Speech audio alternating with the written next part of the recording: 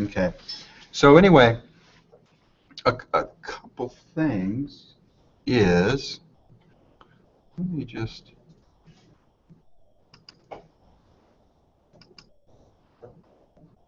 we're going to go with the whole page here. Then we're going to, there we go. Excellent. Okay.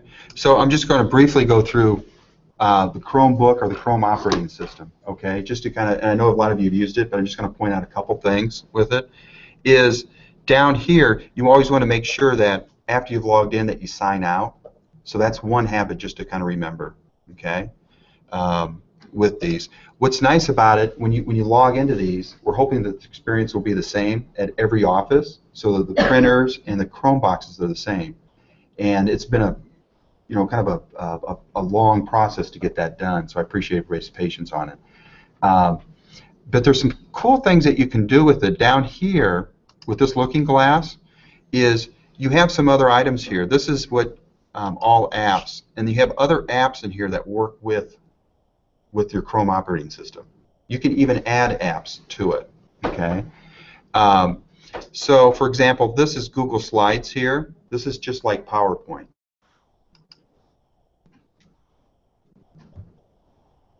And you can create your own slides and items like that with it. So it works just like PowerPoint. You want to create a slide or a presentation for an agent. I'm not going to go into the details of it. Kind of show you a little bit of an outline that we'll be doing.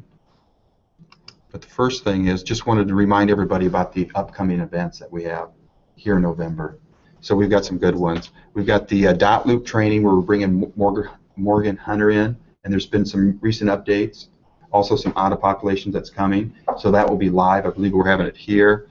We've got the breakfast. Adam Carroll's going to speak about that, a motivation type breakfast, and then we have the party on the 13th at Styx, which will be, you can dress up like the 70s. I know I'm going to get afro. I'm going to get some really good hair, and I think I'm going to do what Nigel says. I'm going to get some hair that kind of goes over instead of the afro. So we have, so we do have that. So a couple ideas with the Chrome operating system that we're heading down, and you can add these. They're called extensions. Okay. So if you look up here at the top, you see these different extensions. These are items that can be added to your Chrome browser. If you log into your Chrome browser, if you're using a PC, so Kathy, you're using a Surface. If you have the Chrome browser open, you can log into it, and when you log into it, it's the same experience no matter what computer you go to. Okay, you can add extensions and your bookmarks and things like that. So we're creating a bookmark here. It'll be labeled differently that will have some items on it. We have a trend graphics software that pulls stats up. That will be available toward the end of the year, first of the year, but it's pretty it's pretty nice. It takes everything from the MLS. You can pull up previous sales histories.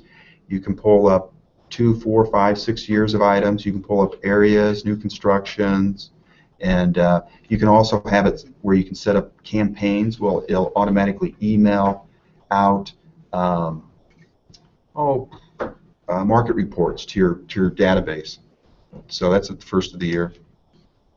But these extensions are kind of nice. Like if you've ever been to a Google page and you said, hey, I want to save that information, you've done some research or you got a great idea that was shared, you can add an extension like this Chrome or this Drive extension, and what that does right now is it saved this, what I have on the screen, into my Google Drive in a PDF document.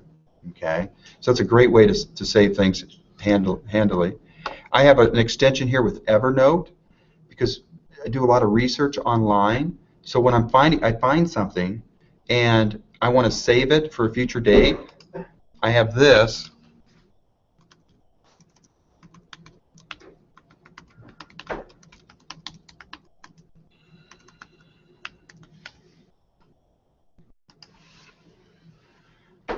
And if I wanted to save this page here, start over, just going to give you an idea. I click this right here, this opens up. It's going to save it as an article.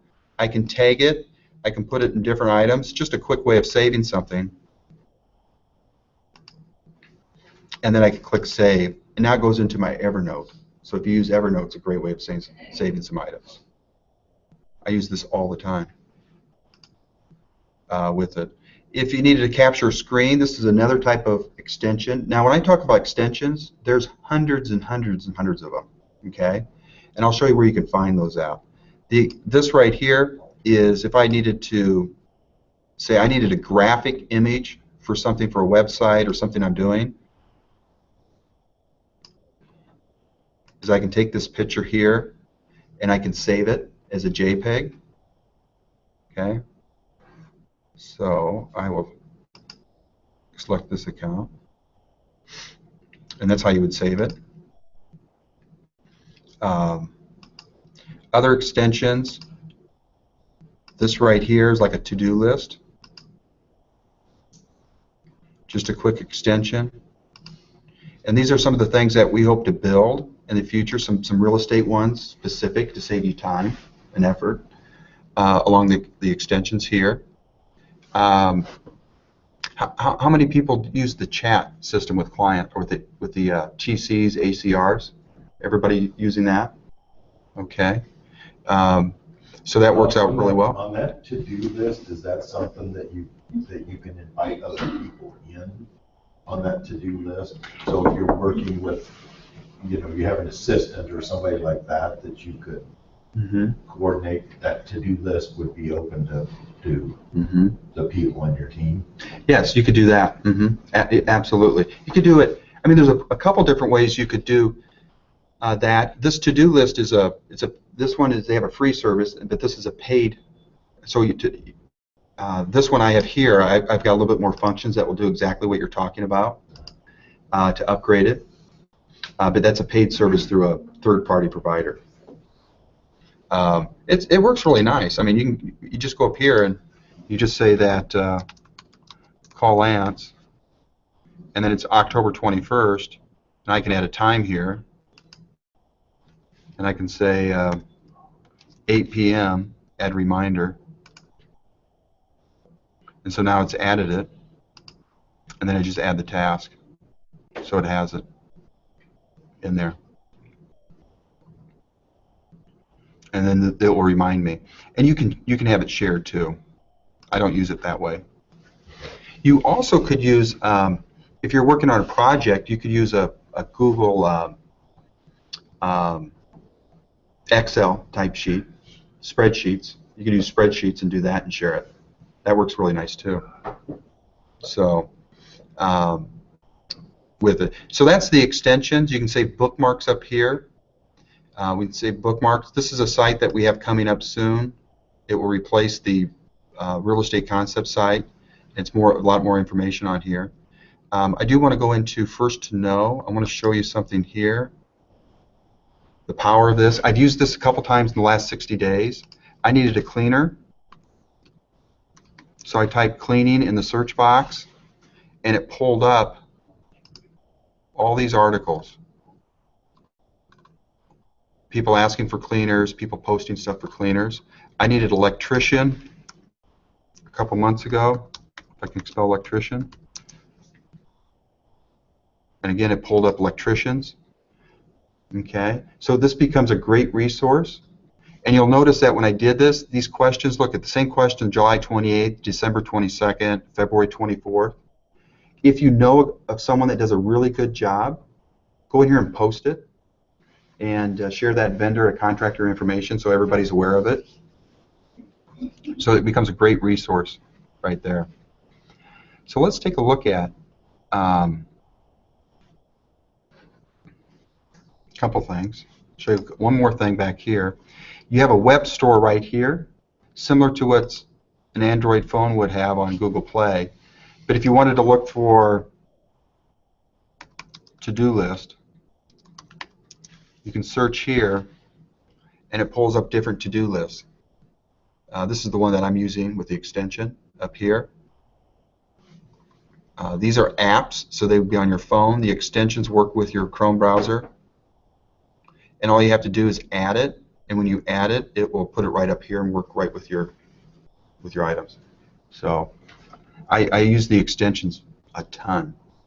I have, it just works really nice. I mean, you can get this is kind of a crazy extension, but just to give you an idea, if I wanted to pick a color,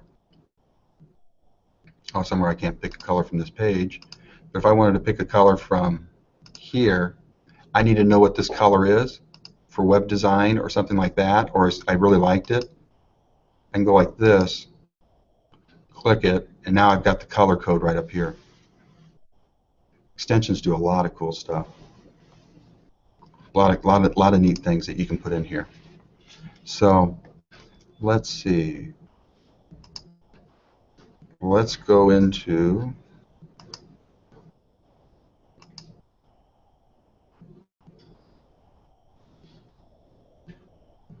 email. So a couple things with the email here. I'm going to show you something that's pretty that you might like. Settings.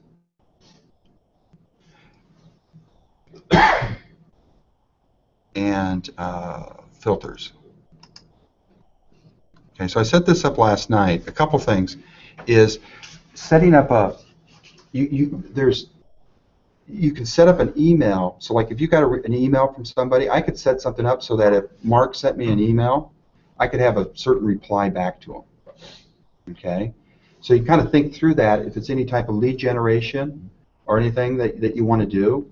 So you can create a filter, and with that filter, you can name who it comes from, or the title, or what type of content that's in there. And so when you get the email, immediately it will reply back to that person. Okay, and you set that up through a filtering system. And I set up a filter last night to show this. And so what I did was, on this filter, I said if Becca sends me an email, okay, I can have it listed too.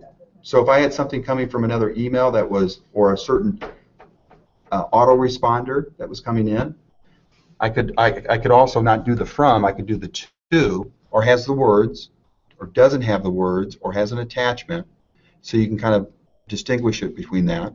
Then when you go into this, I can go right down here, send a canned response back, okay, so that when she sends me an email, this canned response automatically goes back to that person. Are you getting that, Becca? Yeah, I He's got like, like 6 times this morning. don't email me anymore.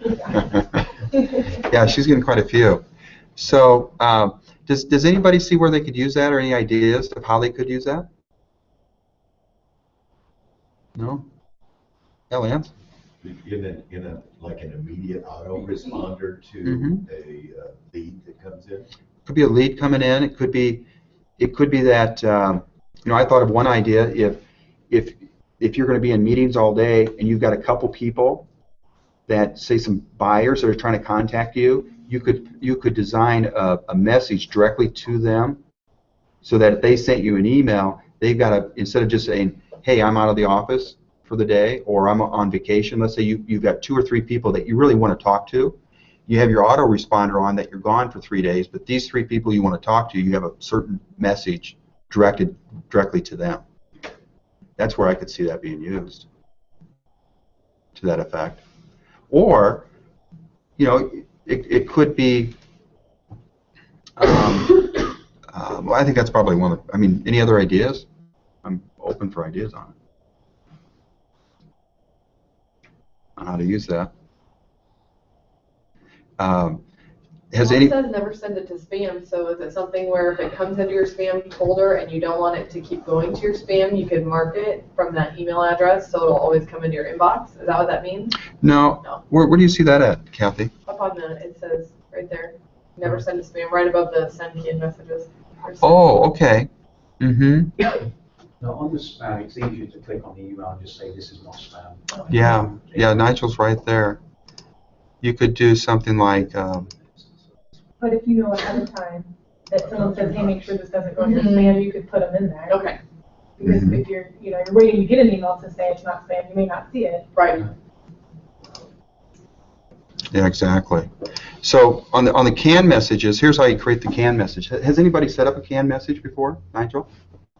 Have you I done use it? When I go to England, if I've got pending transactions, I'll set up that autoresponder because they need to, I will get back to them. You know, they're not going to just wait till I get home. I'll find a way to contact them, so I'll put a canned response in for them, kind of what you were talking about. Oh, okay, excellent then. So you can create that. How you create that is you just compose a message, and then right down here, there is a drop down that says canned responses. So you can say insert the canned response if I wanted to edit it, or you can create a new one. So right here I just put create new canned response, and then I'll put the name.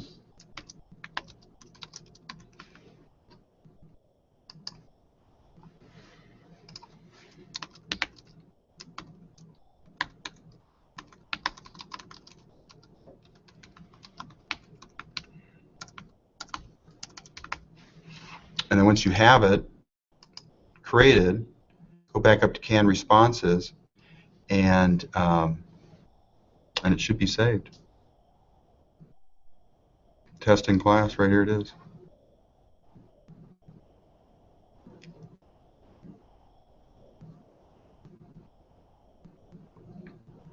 Saved. So if I want to create a new one, let's see if I've saved that right.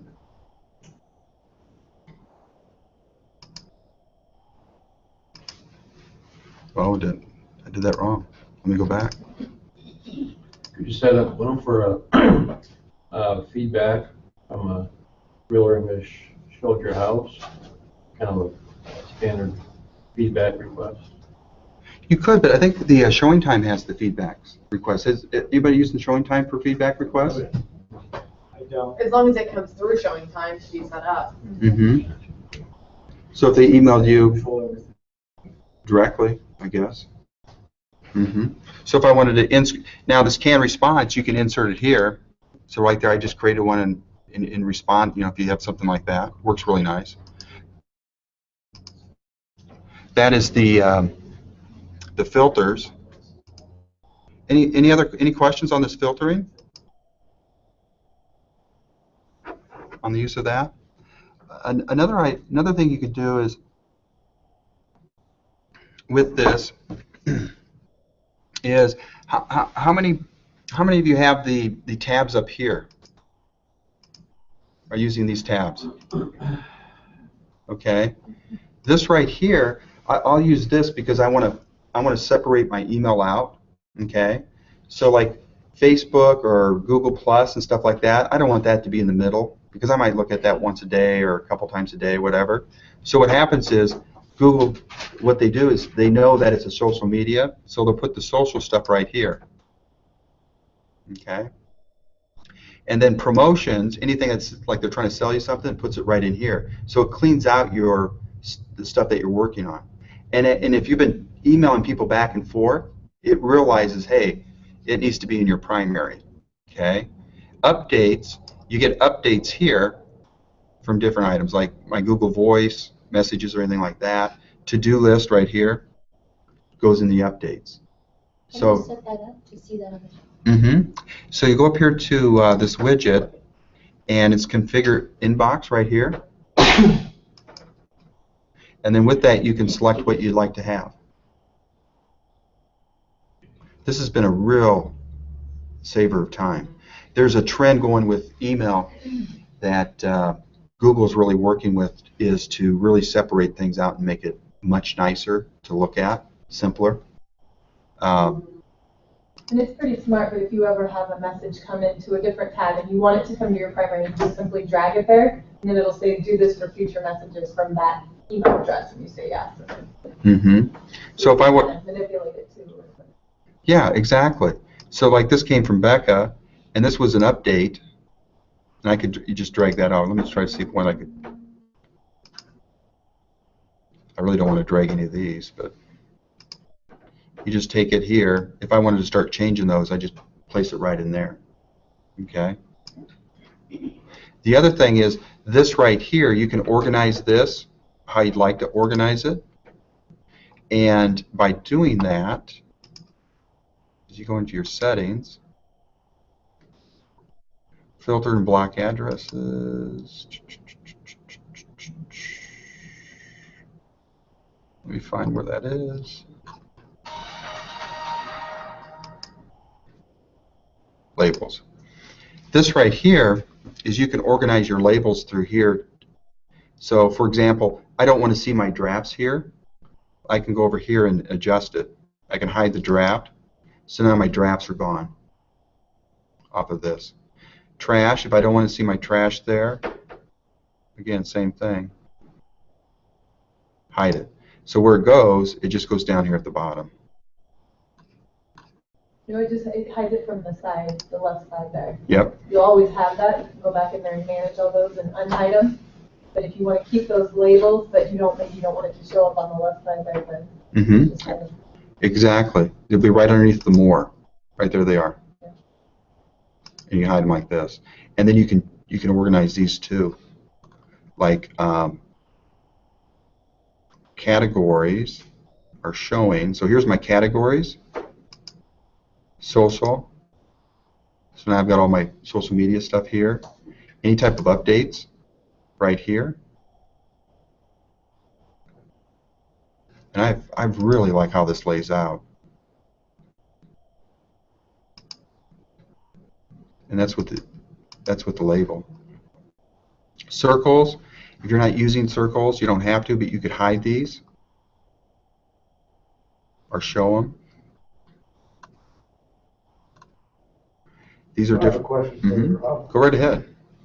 So if I had new buyers that I was working with and I wanted to create a tab for it, I'll have like a deal off to the left, but I can create a tab for them also and send all of their emails there? Yeah, you do that under the filter part right here. So if I wanted to create a filter for, and let's say, you know, it was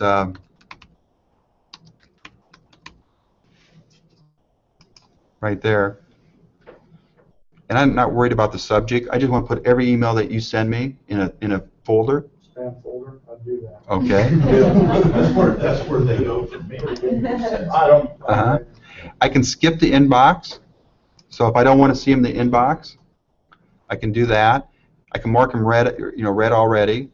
I can apply it to a certain label, but since I don't have a label, I just create a new label. So if I create a new label here, I can nest it under a label if I wanted. So I created it. I can take the 7 matching conversations here and apply it, and then I just create the filter. And then when I go over here, it should show, right there you are. Okay. So that's one way of doing that with the labels. So you could set up a filter for each of your active transactions to get them all coming in there, and then when the transactions close, nest it under the closed transaction folder, kind of like Outlook used to years ago. Absolutely, that's a great idea, Nigel. That's a good way of organizing it. That's what I do with all mine now. It's put them over there. But I don't have the first steps that you did there. I just manually put them in there. This is, if you look at where the future of things are going, is you can see this right here. You've got these tabs here, but let me show you something. And you can play with this if you like on your phone. It's an app. But if you wanted to go to what the future of email is going to look like, it's going to be this inbox, which is a Google app. And look at the difference. So this looks just like what's on my phone, and it looks just like what's in a tablet. It's the same experience. And with this, you can see here, it's put like this is a PDF attachment that's with it. So you can see them. You don't have to open up the email. You ever open up the email and try to scroll down for attachment? So it puts it right here if I wanted to open this up. If there's pictures, it will show the pictures. But it also categories, like this finance, it's putting everything under finance. and Google is reading that, and they get smarter and smarter. So, like this, if I wanted to go into my finance folder, I could go here, and here's an email that I get, a monthly email, or weekly email, looks like, and there's the email, so much nicer to read. And that's called inbox. It takes a little time to get used to it. For example, if you travel, it'll automatically put the travel, the times in, and everything like that. With this, you can also snooze items. So, like this right here, I don't want to deal with this right now, so I'm going to go up here and I can put later today, tomorrow, next week, but I'm going to pick a time and date. So I'm going to pick today, and then I'm going to put 1 o'clock. Now when I do 1 o'clock, it disappears off of here, but at 1 o'clock it's going to reappear. Okay? And if I'm to archive, if I wanted to archive something like this right here, I just do the check mark and it archives it automatically out of there. On the phone, you're swiping it with your fingers. So, Steve, have you used it before? Yeah, do you like it or not? Yeah, it does take some used to get used to it, though, but it's not bad. Once you get used to it, it's handy. Yeah, I found the same thing. It was like I went back and forth, but I'm starting to like it more. I don't feel overwhelmed with emails. I'm always afraid that I'm missing something. It's like, God, this, because it's just separating your stuff out. So it doesn't have all the features yet of our full Gmail, but I have a feeling that this will probably be the way that your Gmail will look down the road.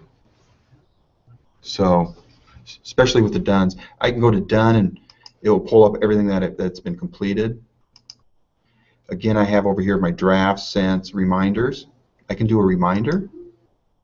So I can put stuff in reminders.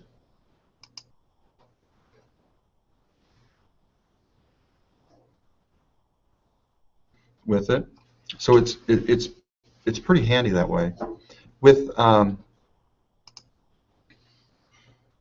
Gmail up here, How do you get it looking like that? Well, like which, this over here? Lots of hours. I still can't see where you're clicking. Mm-hmm. Yeah.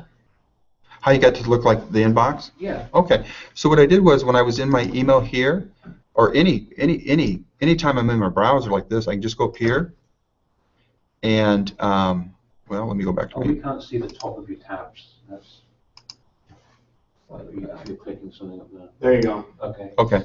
So if I click this right here, these are going to be the apps that come with the Google at Work, and right down here I've added it. So you should be able to see that. And so I can go back and forth between the two right now. So Inbox is an app you downloaded from the store. On your phone. You should see it if you log into your Concepts email, you'll see that right here. Okay. Like on a Chrome box, you'll see it. But then you don't have to download it on a desktop version. No. It's just automatically there. Because it's part of the whole operating system's put together. Yeah, that's a great question. So I use this all the time. I use it for my calendar. If you get quickly into the calendar, I use it if I'm in my calendar and I have to get to my drive. I get into my drive that way. So pretty simple. The other thing is,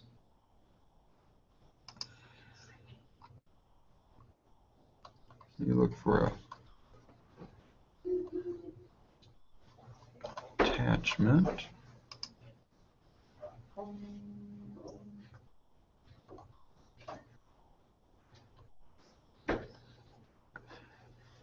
So when you pull up an attachment here, you have these items right here.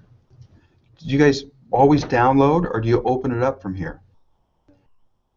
You open it because this is great. What's nice about it, if you're using the Chrome, when you use the Chrome browser, you can open it up and then it comes up into the into a tab, which is nice. You can also save it to your drive. So the ideal thing is you don't want to save stuff to your hard drive, no matter what computer you're using, because it bounds you at the same location. You want to have the same experience when you're at a desktop, tablet, or on the phone. You want to have it available in all three sources, and if you break your phone and you get a new phone, it's the same, you've got the same information. You don't lose any strides with anything that you're doing. So instead of downloading to your hard drive, you can click this icon right here, and you can save it in here. So if I wanted to save it in here, I just click Move, and now it's put it in there. Okay. There's also another one that I don't see. Let me see if I can find something that you can sign with.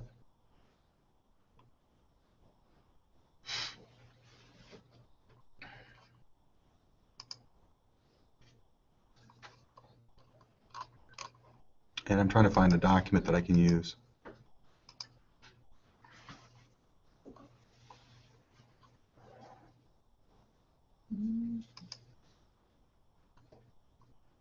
Right here. So here's the attachment here. I can sign this. So you ever had someone send you something, okay? And they say, hey, can you sign this? Obviously, we're going to send it through Dotloop to get someone else to sign it. But if they send us something, then what you have to do is you have to download it, then you got to print it, then you got to sign it, then you got to scan it, then you got to upload it, and then you have to email it. Okay? And that's just a long, drawn-out process. So you can sign here. Again, this is an extension, and it's Hello Sign.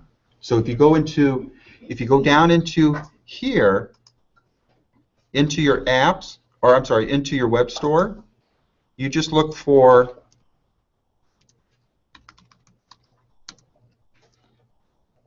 Hello Sign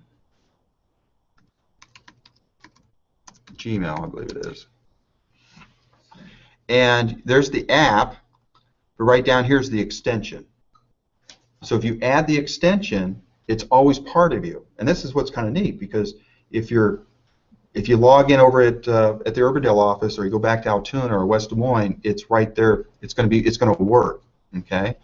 So let me go back to this. All I do is I click sign. The free version you can sign like 3 or 5 times a month. Okay. And it usually happens 1 to 2 times a month. I think sometimes I've gone past 3. But and what we'll do is, hopefully it will work.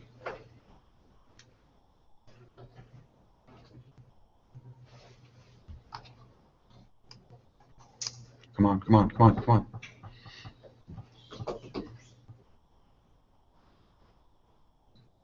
I'm not patient. Come on, sign in.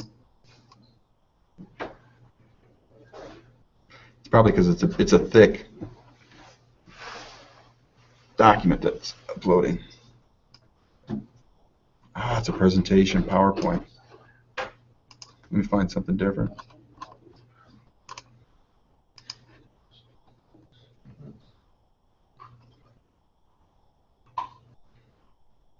I don't know if this is.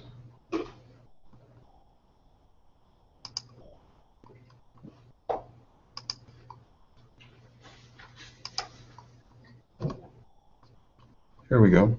I don't have to sign it. You don't sign those. It's not a PDF. But that's how you sign. I just can't find anything I can show you to sign that's not private. Does it have to be a specific attachment? Yeah, like a Excel spreadsheet won't work. It's a PDF.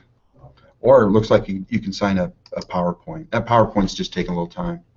But what it does, when it does pull up, if I wasn't so impatient, it gives you, it's just like Dotloop. Pick your signature, put it where you want it, click it, and then what you do is you click attach, and it takes you back to that email, and the email's attached, and now all you have to do is send it.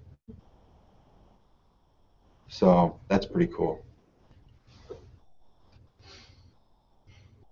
Now the other thing, let's see here. Let me go back. I think I've covered quite a bit of what I wanted to share.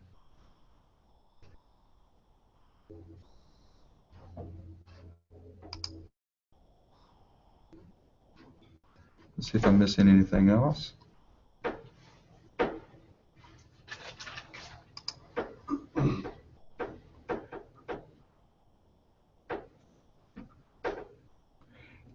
The other item that you can do, and I could probably show you here, is you can work with 2 email accounts. So if you have a business and a personal one, and I think it's a good idea to separate them, you can add another account. So you can see here I have an account, and then adding an account's right here. But if I go into this, it just allows me to open up another tab, and it has the emails right here from this account. Okay, so you can work on them both that way, and that's real simple to is to set up right there. And then you can do that on your phone too. Mm-hmm. So when you Yes. have the app, the Gmail, when you open the Gmail app, there's a little tab. You're in one email, but you can switch back and forth between your personal or your work or your other one, and Exactly. three of them. Mm-hmm. So at least you're opening one app for it, but they just can move back and forth between them. Something that probably the last thing I'll share with you is how you can with dot loop.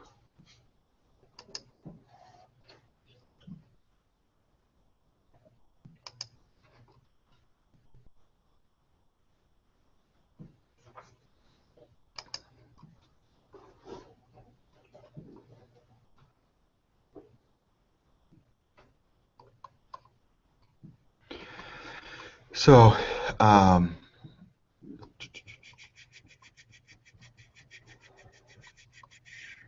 to think of something I can. Maybe I didn't think about showing this. Well, let me go back. I want to show.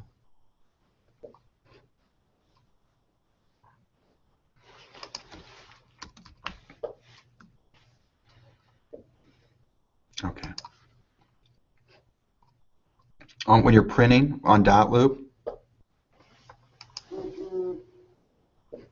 here. Oh, I'm supposed to start signing this. Let me go back. That's as me as a.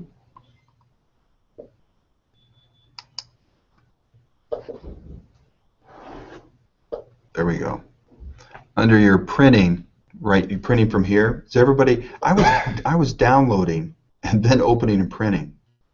Did you know you can print directly from here like this? I didn't know that. So I was amazed by that.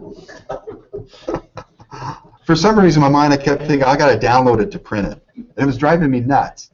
And then Becca pointed it out to me, or somebody did. It's just like, The other thing is if you're doing, and what I've done is, that works really well, is if you're doing like an in-person signing, and I see this done quite a bit, you have someone come in the office, you already have things filled out, you're printing it, then you're handing it to them to sign. Or if you're in the office with them, and they have emails, and I did this for an agent that came in, they had their clients with them, and it worked really slick, worked really easy. I also did it myself on a personal property that I sold, and they were from Africa, okay, and I just had them set up an email account, had their kids set up the email account, and they were in the office, and I just put everything up, read it to them, and clicked where they needed to sign, okay, so I didn't have to print anything. It was much easier, saved me some time, okay.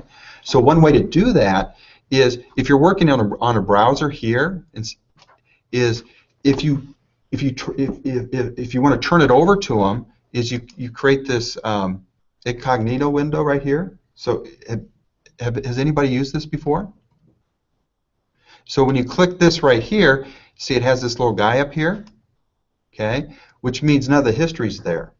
So then I just turn it over. They say, hey, I've got Yahoo Mail. I just go, okay, and I give them Yahoo Mail. They sign in, and now they can sign all their documents. Or I can pull them up and go through it with them in person, okay, answer any questions that they have, and when they're ready, I click for them, or they click where they need to sign. But what I've done is I've just clicked for them. Now, the agent that came in first wanted to start printing something, And I said, hold on, let me just show you something. So I went in and I did this, okay? And so the husband, we went through it, and there was just a few forms they had to sign, and the agent already explained it to him. So the husband went through it online, he signed it, and then the agent went back to the wife and said, okay, now you're next. And she goes, oh, no, I've already done it on my phone. So I think that's a powerful tool. At least I really liked it because it saved me a lot of time. I hate printing. I hate scanning. I hate uploading. That drives me up the... If I can avoid that, I try to avoid it any way I can.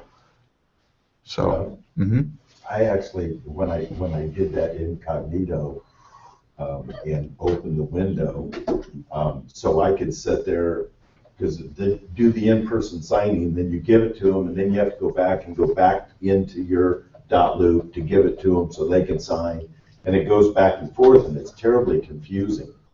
But by doing it this way, I don't lose my dot loop side, and they have their own side, and the people actually commented to me that it was like a real good experience.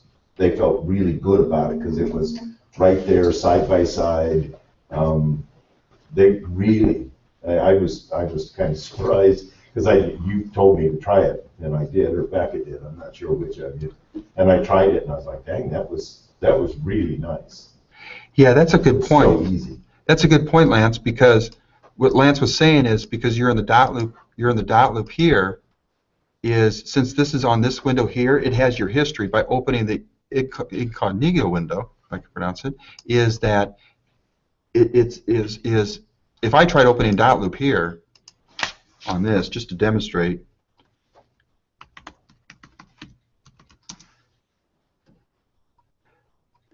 see, it goes right into my account. So I'd have to log out of my account and go through that hassle with them, and it gets kind of confusing. So when you do this window here, you don't have to worry about that because it's not saving any of the history to it. It's literally like they're in their living room at home doing it, or in their office or whatever. So they feel like there's a real separation. It's just real easy to do. Yeah, exactly. There'll be a point in time that nothing will be written. Did you just open a new tab, or did you do something different for that to be incognito? Yeah, well, that's a good question. Let me go through that again. So right here, up with these lines, these 3 lines, I click this and I go, and then it opens up. You can always tell because you've got this guy in the hat and the black eyes or glasses. And that's a great feature. Becca, do you have anything that you think would be important to share with this that I'm missing, or we're just kind of going through some items? Yeah, I think we went through a lot of it. If there's anything else. Shane? Shane uses his pretty... You have any other tricks? No, you have more tricks than I do. I think you covered everything. Whatever you're using day-to-day stuff, if it's not Gmail, you should really look at converting it over to it, just because of how easy it communicates with our system. So. Steve, I know Steve, you got any tricks? You're pretty good at it. Yeah, nice. The biggest thing that I notice people don't do is setting up the bookmarks well. I mean, I've got all my bookmarks in categories. I've got my daily real estate, I've got my internet marketing, I've got financing, all in bookmarks. The bookmarks share across all my Chrome browsers, so they're on my phone, they're on my home computer, they're on the office here. Whenever I log on, then bookmarks there. So it's my passwords save on my real estate websites that I use. So I can go on any computer anywhere in the world, log on to my Chrome, and it's familiar. I don't have to go, well, what's that website? What's that password for .loops? I can't remember. And if people do that, it saves no end of time. It really does. I mean, because I use probably on a daily basis, I might use 3 or 4 different computers just because I move around a lot, and that solves a great need for me too. So. And then all of these that you're using on here are so easy to get on the phone too, with the Gmail app, the calendar app, the Hangouts app, the Drive app. On whether you're on an iPhone or an Android, you can get those apps on both, and then you have the same access that you have on your desktop version, you have on your phone or your tablet too. We have something that we're working on. I'll give you some previews here. Some projects here to. Let me just wrap up with this, just to show you. It's a lot of work. It's several months to do it. Oh, it's up here. Okay. So what happens is, what we're doing now is, and this should probably be the first of the year, if not a little bit sooner, is you write an offer and you get it accepted, everything's signed. Now you got to turn it in. So what's the next thing you got to fill out? Yeah, and you got to complete that whole sales worksheet. That drives me up the wall, because then you got to sit there and take all the time to fill all this stuff out, and it's stuff that you've already had in the offer, and it's kind of a pain. It's a big pain. So that's one pain. The other pain is you create a loop, and what's the next thing you do after you create the loop? You're gonna write an offer. What do you have to do then? Download all the docs. Yeah. So then you have to go in and add the documents that you need. Okay. So that's a pain. I hate doing that. It only takes a little bit of time, but it's another step. So having the documents right there. Then after you write the offer, you get everything ready, and you're going to share it with somebody, the buyers. What's the next thing you got to do? Add the signatures. You got to add the people, right? So then you have to add the people. So when you add the people, what are you doing when you have to add the people? How do you find? So if you're working with a buyer, you're working with them for a few weeks or. Yeah, and you have to copy and paste and do that. Okay, that's a big pain. So those are three big pains that just irk me. Okay, and so one of them is the solution that we believe that we can solve is, if you already have your contact, because I started working with Nigel 4 weeks ago. Okay, I meet him at an open house. I start working with him. I'm always he's called me. I've got it in my Google contacts on my phone. Okay, or he's emailed me, and I put his contacts. I've updated his contact information in my Google contacts. So when you're in your dot loop, and when you want to add a person, your contacts will sync. So then it's just type in the name. Oh, that's the person. Click. Email address is there. Okay, so there's no more copying and pasting. You get rid of that pain. When you create the loop, is before we put the address there, you would click that it's an offer loop, and when you do that, the loop is created, but the main forms are put in there. Okay, immediately. So we get rid of that pain. Okay. Then the next thing is when you do the autocomplete or the autofill, is you have to go to the purchase agreement and you have to data input the information in the purchase agreement. Okay. It's not as easy, because you go from here to here to here, and you're running down like you do a piece of paper. It's just data, okay? So we should just have data where it's just fields, and you put them in the fields, and it automatically goes into the purchase agreement. So it's quicker, easier to do, okay? So with this, and then if you have that data, most of that data goes in your sales worksheet at the same time. So we are creating this. Jamie and I spent a couple weeks ago, and we're hopefully finishing up this week as far as the data input. We spent about 6 to 8 hours designing this, putting this together. And I think this is, let's see, here we go. So what would happen is, the other beef I have is when you go into edit details, it's got a bunch of garbage in there for other things that you don't use. And why even have it there? It just messes things up. So we get rid of all that garbage, so we start with a clean slate. So everything that you enter, when you do your loop, you put purchase price, earnest money. You would just fill out here, and then go into your documents to review your documents, add or change anything that you needed to change. And I think it would speed up the system for you. So that's a project that we're in the middle of right now, getting rid of 3 pain points. You know, there's something that we do all the time, and maybe there's a way to fix this, but like when you fill out a seller's disclosure, you have to take all those little boxes. They never fit. You gotta squeeze them in and all that. Is there a way to make them smaller, or make the form fit the box? What is that? You go to a seller's disclosure and have to add everybody's initials all over the place. You have to take them one at a time. Yeah, the lead-based paint disclosures are hard ones. It can fit everyone's initials Yeah, that's really bad, because they're, You can't squeeze them down small enough. but you can make them smaller, it just takes a lot of time. Well, no, that's what we want to get rid of. I want all these pain points. So I know it's okay, but if we get one like from Iowa Realty or from another Remax and we scan it in, we then have to import the initial fields on them 6 boxes. They don't fit. Oh, We can't squeeze them boxes small enough to fit on the lines. So could we make the boxes smaller and dot loop and just like save that size so they just fit everybody? well, if you're uploading a form to a loop, you would have, and you're adding it, it's already sized at one size. So what you're saying is then you have to take that and you have to make it smaller. Yeah, this is the little initial box, you can go to the corner and you can push it up and it'll go But smaller. it doesn't go move small around. enough either. It's never just right, but it's pretty close. Sometimes it covers words. Yeah, because it's bigger. You could, on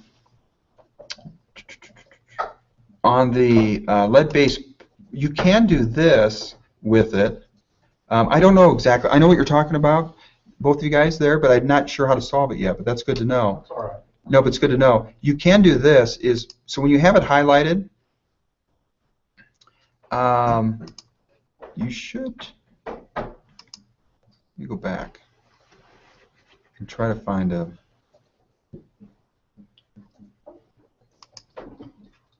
loop with a document in it that I can show you. What's this? Okay, so if I go up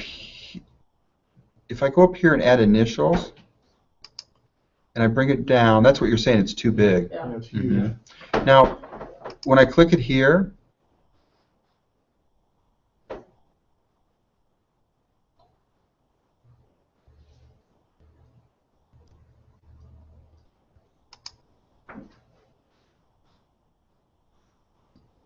oh, maybe we could do something there.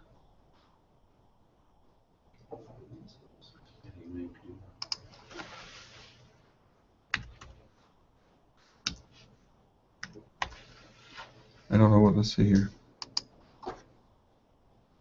Must be at least 32.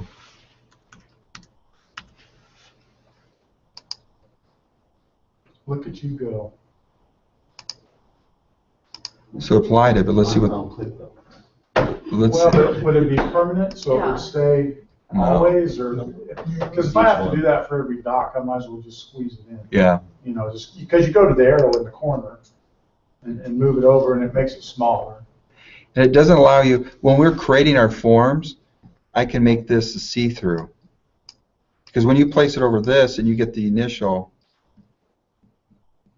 You can't see. See,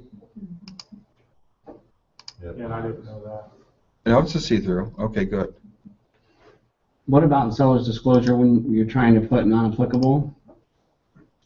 On the septic Well, we system. need an Like NA. each field is supposed to be, each question, each area needs to be executed with approximations and non-applicable. You can't do that in the seller's Well, disclosure. The big thing when we redo forms where we need the NA is septic and well. Well, That's, you have to have an NA there somewhere down the road, we have to add. it should be an option for every one of them. Yeah. So on seller If it doesn't- disclosure, Yeah, let's say you don't have ceiling fans. And so you need to pick, are they included, yes or no? Do they work, yes or no? Well, if you don't have them, or a trash compactor. Right, Let's say you don't have a trash compactor. Let's say you don't have intercom, disposal. garbage disposal. Right now, we just leave them blank. Right now, you just leave it blank because But there's Paul no always field. says during law. You have to execute. Everything has to be filled out. What the instructions say on the document need to be followed. And so the document says that to fill out that document, you need to put NA next to each one, and then if it doesn't pertain to you, there's no option for NA. right here. That's unknown. But that's That's unknown. unknown. No, I'm saying you need NA right here. Right, Yeah. right, on all of them. The problem is. So like, go down where Lance says, go down, the second and the third question is, I'll go up, sorry. Up to the First page. First page. Where it says, first one's basement, second one's roof, third one, well and pump, septic. They don't have a basement. Well and pump usually for like, What's basement foundation? You always have a foundation. Yeah, but well and pump and septic, we need to be able to put NA in there. yeah, need to be able to put NA on I that. sell bounce houses, all right? We don't have them. Just saying. I understand. Oh, that makes a lot of Tell the sellers sense. to hit every box. Now- If they now don't do it, Jessica's so I went in don't there- Send it back to them when they don't hit every box. You have to go in there, like we filled it out once, and then she'll upload it once it's been signed and executed, and then go back and then create text box for the runs that say non-applicable. But it's a pain in the butt to try to, Oh, that sucks. yeah. I did, That really for sucks. now, what I've got, because the well pump and septic is of the whole document, that's the one that is not applicable To a lot. most of the time. Right. So what I did was when I created the templates for like my listing template, I went in there and I did strike throughs through 3 and 4 and then saved that. And that's what I use in my listing template. So you put initials. when You can still fill out all the other cells. Just make sure it's going to be initialed by all parties. How, say that again? Only after it's I just changed. put a strike through It's on not well and changed. pump and septic and drainage. Yeah, but it can't. It's not a change after Legally, it's I So don't you can't do that, but you're filling it out. You can't do that. You're filling that out. Fill it out. Lance?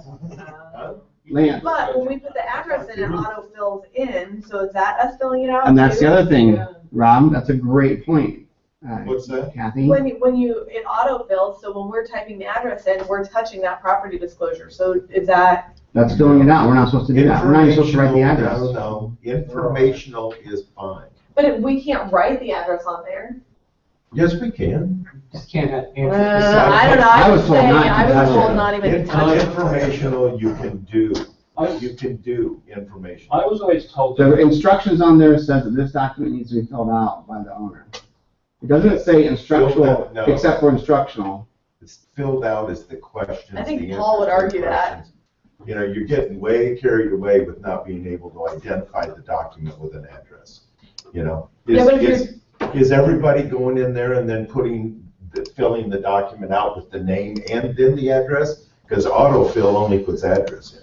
So are you doing it really correct then and filling in the name? Because that's what it says, name and address. I only fill out the seller's disclosure for listing appointment. I make them pay and fill it out. Good, yeah. It's a good way to get in front of people anyway. Because I was always told that if you went to court, who says you only filled the address? Exactly, How do you know that's exactly. not your X and X and X? And so And they're therefore not you gonna don't touch remember it. if they X something necessarily. So I was always told, don't touch that one at all. That's what I've been told too. Amen. I've got, while we're on the same one, Rob. But that loop, I think, would be able to, they know who fills it in from which IP address and which email account. No, I know that, but if we're not, if So legally if we're I not put the supposed to address on touch it there- regardless, if it autofills, is that still us touching it, or is No, that? you're okay with that. I agree with Lance there. That's I know where the way- Paul's coming from in the state with that, but you're okay. But then you get into question, if you're sitting on the same computer doing all the forms, you don't even have an IP address as a security check. They logged into their email address. No, their email They is do David. different on that. Yeah, it's a good question. I've got another question on the signatures. On all of our forms, I like, instead of saying buyer, seller, I like it Yes. to be Joe And Mary, and Mary. yes. Joe and Mary. So I assign the fields, but it's long-winded to click on every box, go up to the top left, click assign field, drag it Can't do down, it. click on the name, and do it for everyone. Is there a way to go, control this, and then assign all the fields in one go? Or can there be? I like where you're going with this, because when you look at this, and I like these ideas, because we're going from print to online. So one example, and I want to understand what you're talking about, Nigel. We have dates here. We don't need the dates here. So, where are you talking about the names? So like there, you've got signature on that form. Either party. I've had it where Either a seller's accidentally signed both of Both, those yes. fields. So I try and set it up so her name, It's assigned his to name, or specific. seller one, seller two, and to make it seller one on every single form, I've got to click on that field, go up to the top, assign seller one, go to the next field, click on it, go to the top, assign seller two on every single field in 10 pages of documents. I would like to be able to just make seller one all the way through. No, when you add a form, So if you import our listing package or our sales package, for example, no, you don't have to, let me go into my, Yeah, because it says seller and then it says can be signed by By wife either, or husband. yes, Yeah. yep. but when one signs one, they can't sign the other I've one. had that's it where not both, true. yeah, I've had it where That's not both true. has signed the same. On the We have- template forms? It happens all the time where you get a husband and wife, and then they You don't sign in personalize two it. spots because it's not personalized. So they end up signing twice. I can't remember which form it was, but I had one the other day where he signed 10 and she only signed 8. Yeah, Yeah. and then you have to go and redo it, and Yeah. it's a total Start pain. over. But Just actually, on cleanliness. if that does happen to you, and I checked on this legally, the person had signed in two spots.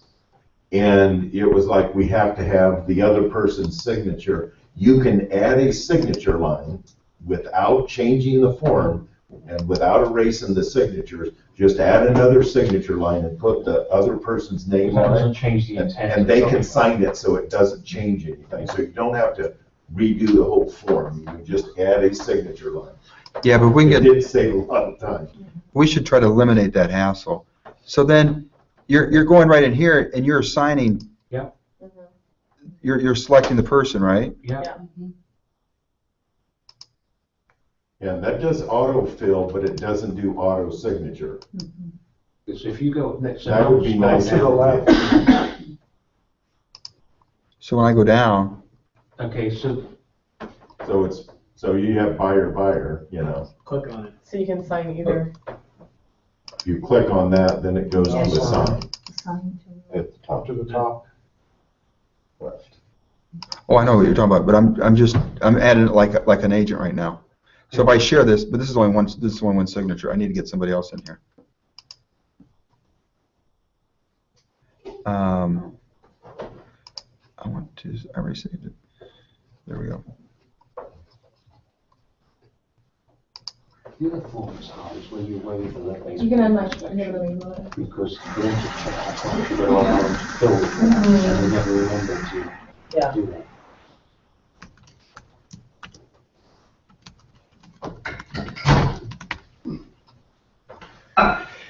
And you put the role for each, right? Yeah. With the second buyer. So you add.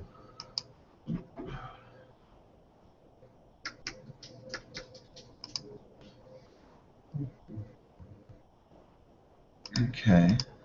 Suitable buyers.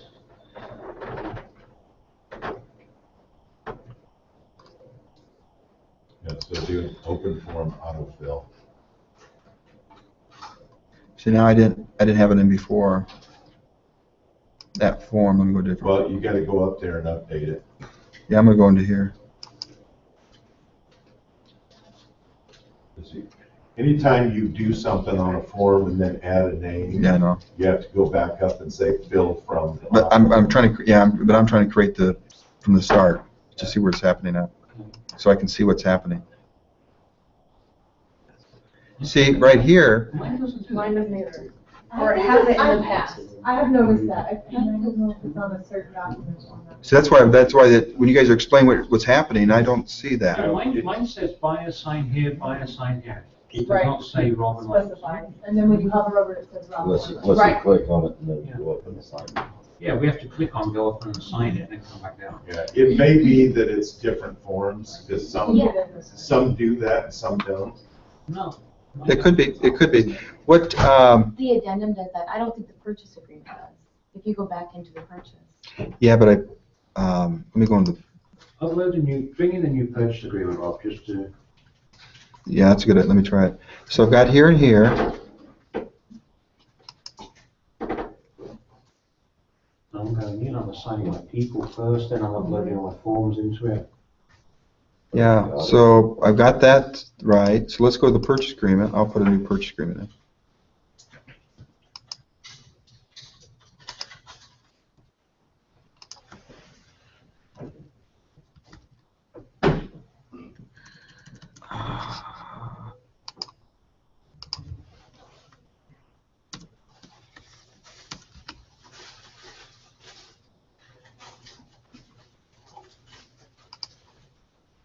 Do the 125, please, instead of the. Yeah, let's double check both. Because Because it could be, No, so do you use 125? okay, so I'm gonna go to purchase agreement 290. I've got Lance signed as buyer 1, or 2, I'm buyer 1, autofill. Okay. But no, but look here. Well, that's because Because it's you're it's set signed for in. you. So it's. Because you're signed in as you, so it knows that you're. No, Meeting this one. Is it going to the 125 now? no, because it had my name on the other ones.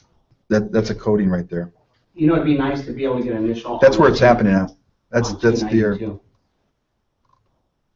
that's why you're getting both. Because they're signing one and they're signing the other. So it's always one spouse, it's never, that's where it is. Because if I go back into, let me show you. If I go back into, Let me see the 125, because I don't think the 125 does it. look, if I go into the Denon purchase agreement, You haven't used that in a year.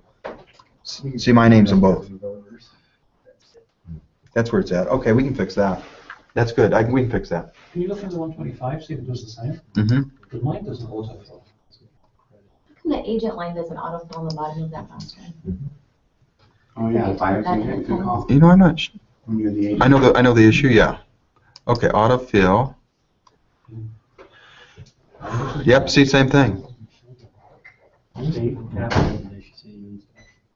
No, Mine not has do it. that. Are you making sure when you do when you first assign it, you're selecting I go in there, I go Because into, if you, I open the address, I go into the people, I add the people, then I upload then I bring in the documents.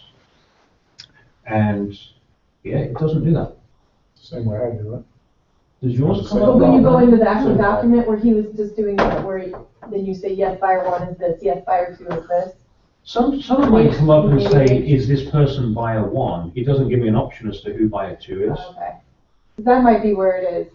It's that first box that pulls up for a document, because I think that is, if you don't have their names in there, then it will just say buyer 1, so-and-so, Yes. so-and-so. So Mhm. it pulls them So, in because it knows they're in your loop. Watch the dual, yeah, Becca's right, watch the dual agency. You've got to do this step here. I have to make sure that I'm buyer 1 and Lance is buyer 2. If I change this, I'm not getting it. watch that. Okay, select person. I got no one selected, and now I autofill. Look right down here. Buyer sign, buyer sign. Oh. So then, it knows that those buyers, but it doesn't know which one automatically. Mhm. Yeah. But we do have on the purchase agreement, it wasn't assigning my name to that one initial or signature, so that's a coding error that we'll have to fix. That's as good information to Well, aren't know. you in there as agent though also? No. It's a coding error. And you're fixing where you can't be the listing and the buying agent as well, because you can only be one or the other on this. Yeah, it doesn't allow you to be both. Yeah, and I think that's, I think I got a way to fix that one. Mm-hmm. And then what about put an initial by number 21 if you're the buyer's agent to get the buyer's initials about the 290? Yeah, Because when we go back in there, we have to get it, we have to rescan it again to get their initials. What are you talking about? On Number here? 21, purchase agreement, page 4. We always have them sign off on that they saw that and they acknowledge that they're paying that. That way at the last minute, they're like, well, I didn't agree to that. Right. What? Really? It's Absolutely. it's only happened a couple Absolutely. times. But yeah, I have them initial it too. It happened one time years ago, and the people like threw a fit. I didn't see this in here. Well, after that point, we said, you know what? When you're executing the purchase agreement, we're gonna get all buyers' initials next to that 21. That way, there's no surprises at closing. Well, they're What about signing the things that you document. don't What have about- them initialed? Yeah. I can say I didn't see It's that. just kind of stuck in there though, and I can understand how a buyer could say, I didn't know about it. Even though we talked to them about it and told them over the phone, which I know we did, they kind of threw a fit. So we just, from that point forward, I have every buyer initial that spot. And you know, Rob, that's probably right, because And the old days where we'd sit in the office and go through the purchase agreement with people, you point that out every single time, but now it's like, well, we'll send you the purchase agreement, and they don't click, click, click, click, click, they don't even read it anymore. I tell people though to pull it up and I'll go through it line by line with them because I don't want them signing something that they haven't seen or agree with. So whether they do it or not, if they don't, well, it's their own fault. I mean, it's. And there's two thoughts there. If they're in a hurry, they can do that on the signing purpose. But you also have to understand that people will read more than they will if you show it to them. I think they're reading it more and more now than they were before. So, like for example, I bought a place down in Phoenix. Okay, I don't understand anything about Arizona law, real estate. Okay, and they sent me something online to the purchase agreement, all that to sign. I actually went through and read it. If I was in front of them, right, I know what I would have done. I just would have signed it because I looked like a fool. And they would have been talking, and my mind would be, I wouldn't have comprehended it because audio is not me. I have to read. What about just changing the position of number 21 and putting it like first and foremost, like after agency or at the last instead of kind of sandwiched in between everything? I like it at the bottom just because it's right by their signature, and so. So you just had 2 initial boxes in after line 21? Right next to 21, like just right next to it. And sometimes sometimes the underwriter will see that and go, well, where's the seller's initials next to this? But I think it's It's on the bottom of the form. Well, it's just, wherever's the buyer initial, sometimes the seller does too. Yeah, I got to think through that a little bit more. Yeah, because I said if you need it, but you want it to close, we'll get the initials. We'll just get the initials. Yeah. No big deal. So that's the point, because that's a contract between a buyer and a seller, isn't it? Not between the buyer and Remax. So then by putting them initials in, that's a Remax buyer contract. So you So don't it's show maybe that just a on- separate form instead of on the purchase agreement itself? Well, I think it should be agreed to in the agency agreement. So you guys don't show it on your agency agreement form? That makes sense. Who highlights that? That's where it's always agreed to before, and we changed it. no, every other company's this way. That makes sense. Coldwell Banker, iWorld is that way. This way? The reason it's on there is because the mortgage. C21, I think, see too. it and And it goes on the Oh, there you go, Yeah. that's why. Yeah. But we could have it as a safety net on Call the agency disclosure too. Well, I think it ought to be on the agency disclosure. Let's move on. I said, I think we're overthinking No it. question. Yeah, No, this is good. I like hearing this feedback a lot. Leave it on there, Yeah. but put it on buyer agency as well. Then it's covered Then twice. you have buyer's agency, 290, 125. Gonna have to for now until you make me change. I just wipe out 125. Exactly. How many- I'm expecting that How to many happen. use the 290? So Nigel, you use 290? No, 125? Okay. So 1, 2, 3, 4, 5, 6, 7. We have a 125? 7 out of 10 I use 125 are using 290. investors and builders. Right. Yeah, absolutely. But everybody else is 290. Wow. That's 70% in this room. and that's kind of how everyone expects it to happen over a year or two. I'm just holding out. You wouldn't hold out if you saw the amount it takes off your bill. No doubt. It helps, don't it? Bunch out your bill and just, are you listing everything and holding out at 7% on everything? Exactly. I'm gonna work that. I'm not listening to anything. Better training. Yeah, okay. We always had ours on the buyer's agency agreement where we had ours. Uh-huh. And we just made a note for the closing people. You use an agent had to do that though, right? Pardon? You had to let the agents know, or the closing company know yourself as an agent? Yeah, we wouldn't put I that. think it's on both. Put it on the agency and leave it there. I'd like to be closer. No, I was just thinking the more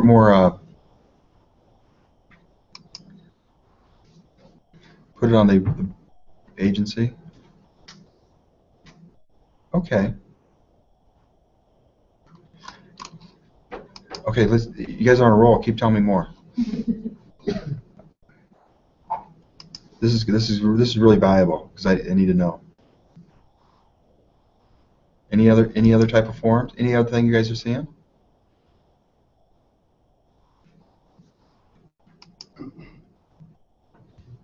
Listings, contracts? Anything else? We are We gonna have- be adding license number. Huh? We're gonna be adding license number for the new TRIG rules. That's just they To what have, form? lenders have to have the Oh, license number now. Yeah, for the broker. Hmm. And I guess for And the agent broker also.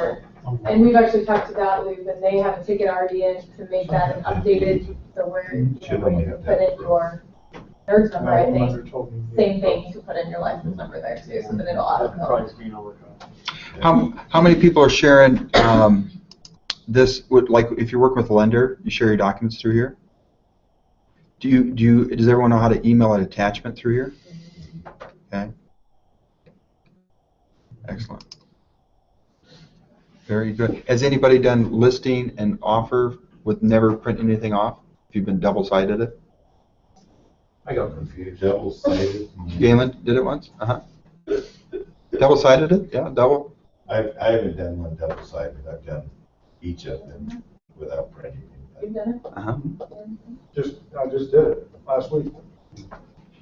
Mm-hmm. You have to double Hey, sign. Rob, did you already go through this? How does, like, let's say you want to save, you have to save something before you email it to a loop, but you don't have to do that. You can always email it to a loop, right? Is there ever an instance where you'd have to save a document before you upload it to a loop? Like, what do you mean? Like an attachment in email. How You know, can you should have, scan- unless you want it on your, unless you have a folder system where you want it there, you should just be able, you can just forward it into the loop, so you don't have to. You save can it either anywhere. forward it from your email, or you can go from your dot loop and. Okay, let's say it's in my dot loop, and I need to send it to a customer after they've already signed it once.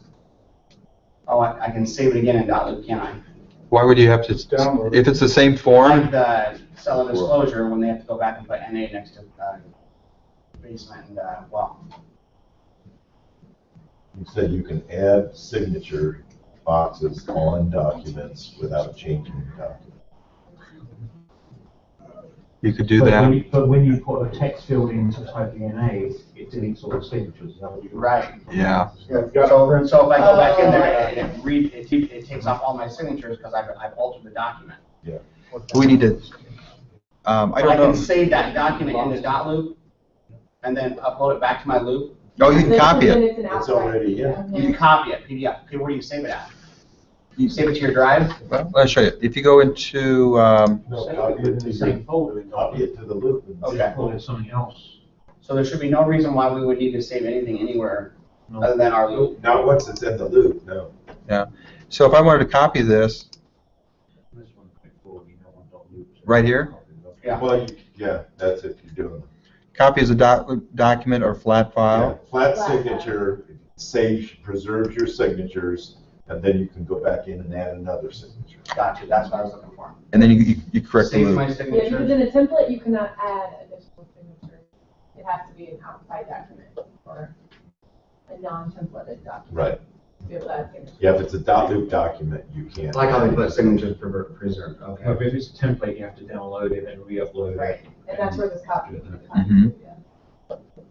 I was using Primo PDF, save as a Primo PDF, but every time I did that, I had to save it to the desktop. Yeah. Oh, this will save you a lot of time Just then. save it right back in the loop. Oh, good. Since you got that figured out, we won't change the seller disclosure now. No, we'll change it. I'm glad to know that. Anything else? This has been really helpful. It really, really has.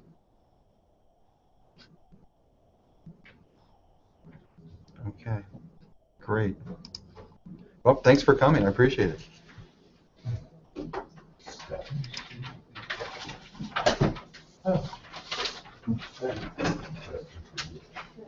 So you can